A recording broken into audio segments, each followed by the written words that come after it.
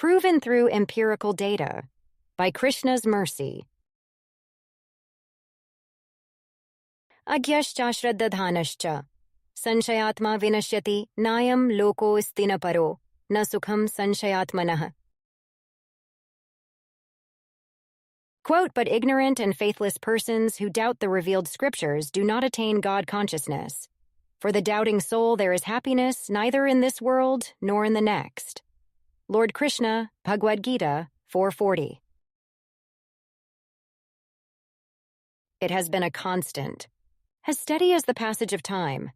Throughout history, we are guaranteed to find people who ponder the larger questions in life. Who am I? Why am I here? What is my purpose? Why do I have to die? These questions are based on the result of birth, but the wise person extends their inquiry further out. Just who is responsible for everything? What is the original cause? There was so much stuff going on before I was born, and so what is the reason for it all?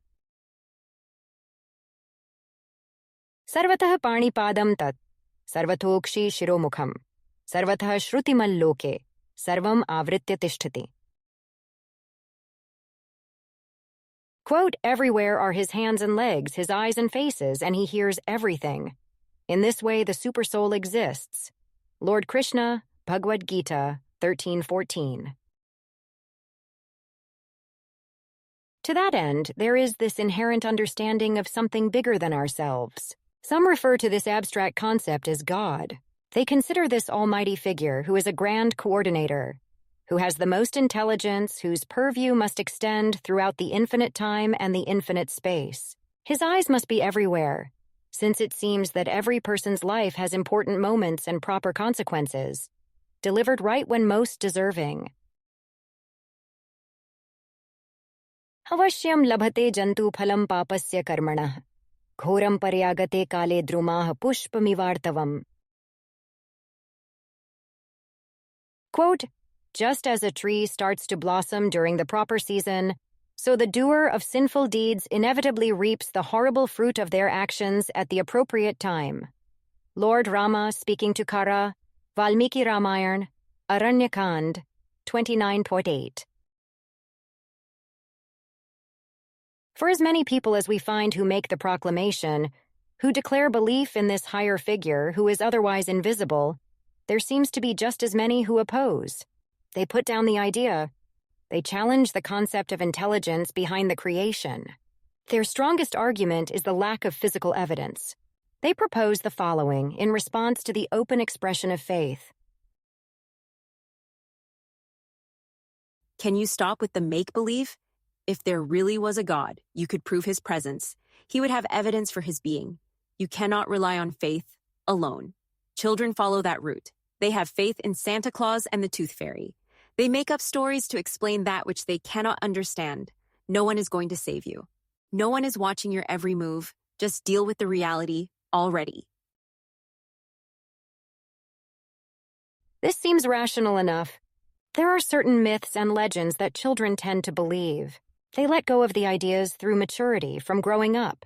Granted, the skepticism towards faith does not solve the mystery of the universe. There is still no explanation offered for how the seed of a tomato will only grow tomatoes, while the seed of a cucumber will only produce cucumbers. In appearance, the seeds do not look that much different from one another. Any sane person would acknowledge that there is incredible intelligence embedded within the seed. In the manner of the computer chips produced on an assembly line in a factory, these seeds are perfect in their ability to produce as predicted. How could something so perfect be the result of pure chance, accident, or some unknown factor? That is really at the heart of the matter. The dismissal of the belief in God is due to ignorance. This concept of chance is merely the absence of knowledge of the factor of causation. As Lakshman describes in the Ramayana, every result has some action, kriya, as the initial cause. This is always the case, whether the result is something long-term like that tall tree in the backyard, or something fleeting, like the cloud forming in the afternoon sky. Hadrishtagunadoshanam adhruvanam tu karmanam, nantarena kriyantesham phalamishtam pravartate.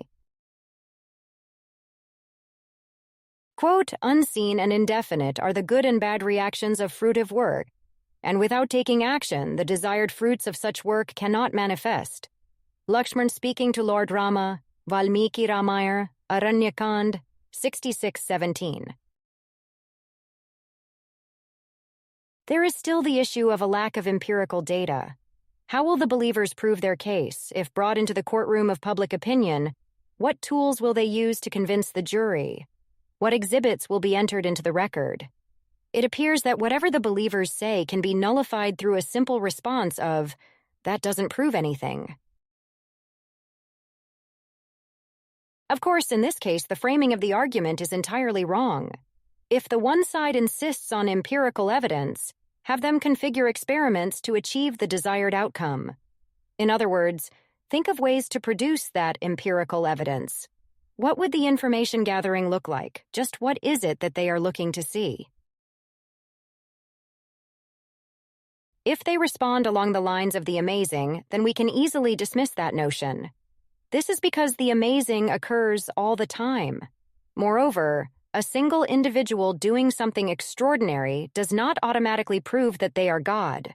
After all, they still have to die. They still succumb to the forces of time. They cannot prove that they have lived forever. Natumashakase drashtumanena eva swachakshusha. Divyam dadami te chakshu pashyame yogameshwaram. Quote, but you cannot see me with your present eyes, therefore I give to you divine eyes by which you can behold my mystic opulence. Lord Krishna, Bhagavad-gita 11:8. In the Bhagavad-gita conversation, we have Sri Krishna showing a vision of the universal form to Arjuna.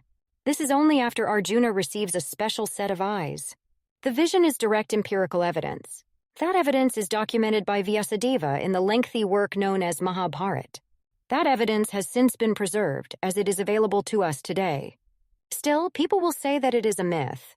They will say that Sanskrit words on paper are insufficient for taking the leap beyond faith and into reality.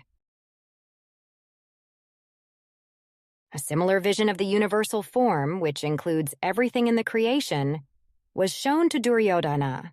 Of a different nature than Arjuna, Duryodhana was antagonistic. He was a doubting soul. His objective was to bind Krishna, as a sort of humiliation to the Pandava side, which were viewed as rivals. This vision of the universal form did not change anything. It is not that Duryodhana suddenly withdrew his challenging spirit and developed the outlook of a believer. Arjun uvach, param brahma param dham pavitram paramam bhavan, purusham shashvatam divyamadidevam vibhum, ahustvam rishe, sarve devarshirnaradastatha, asito devlo vyas, swayam chaiv bravishime. Quote, Arjuna said, "You are the supreme Brahman, the ultimate, the supreme abode and purifier, the absolute truth, and the eternal divine person. You are the primal God, transcendental and original, and you are the unborn and all-pervading beauty. All the great sages such as Narad, Asita, Devala, and Vyasa proclaim this of you, and now you yourself are declaring it to me." Bhagavad-gita 10:12-13. The reality is that due to our limited understanding of infinity, there is no experiment or corresponding empirical data that can sufficiently convince us of events that took place billions of years ago, or those which are set to occur in the future. To make any meaningful progress in this area, there is always an element of faith involved. In the case of the Vedic tradition, we have authority established through the highest character of individuals such as Hanuman, Vyasa, and Nard, to support the idea that we have deep down always believed that there is an all-benevolent God who is the cause of all causes. Sarva Karana Karanam. In closing, from this make-believe desist on empirical evidence I insist, not just words written on page or teachings from respected sage, but burden on skeptic who, to create experiment through. Because even amazing not to prove, that life before me not to lose.